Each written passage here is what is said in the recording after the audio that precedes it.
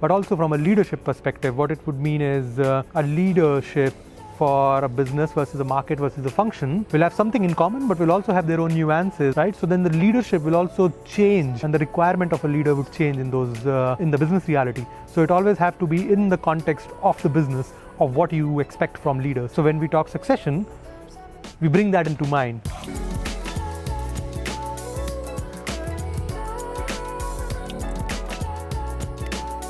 Well, Sankalp, thank you very much for being here. We're going to talk about succession planning. Yeah. And that's a project that you've been working on for the past 3 or 4 years, I think. Can you tell us a bit more about that project? Succession planning is one of the key areas that me and my team focus on, and I think you can have different approaches on how companies look at succession. For our organization, it was very, very important to make sure we have the right leadership bench when we talk about succession planning, because there were 2 reasons. One, we split from Royal Philips and became a standalone organization, Signify. So making sure we have the right leaders with the right capabilities, driving our business agenda was important. And second, the industry was transforming and is still transforming in a fast way. So we are moving from products to solutions, systems, connected lighting, and that requires a very different kind of leadership capability as well. In 2015, it was all about making sure we have the right leadership in place. And then over the years, we looked at our journey.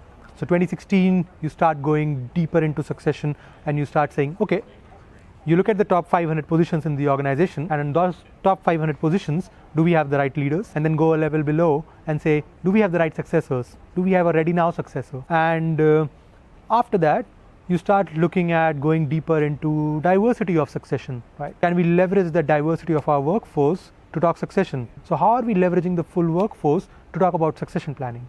And succession planning not just limited to only the top, but we focus on the top 3 layers in the organization, so all the way from CEO to the top 3 layers, which are, let's say, close to around 500-600 positions in the organization where we actively manage succession. And interesting is, with technology, you can basically automate a lot of it and get the data out of the system. So if all data is in the system, then a lot of analytics to say, where are we weak, where are the weak spots, where are improvements happening, where it's not happening, leveraging diversity of plans. A lot of those reports, analytics you can get from the system. What does a leader look like? Because if you're formulating the pipeline, then you need to have a conceptualization of the competencies that those future leaders need to have.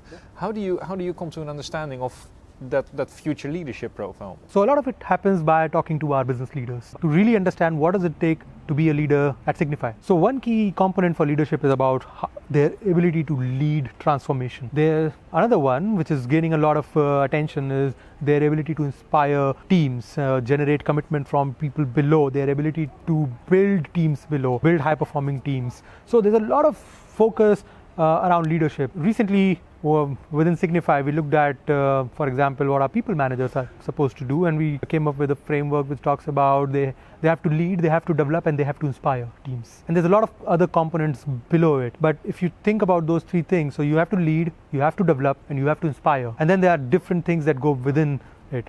But also from a leadership perspective, what it would mean is a leadership for a business versus a market versus a function will have something in common, but will also have their own nuances on what stage is the business in. For that one specific business area, is it a high growth business? There you need a very different kind of a leadership style. Is it a declining business? Is it a turnaround business, right? So then the leadership will also change, and the requirement of a leader would change in the business reality. So it always have to be in the context of the business of what you expect from leaders. So when we talk succession, we bring that into mind.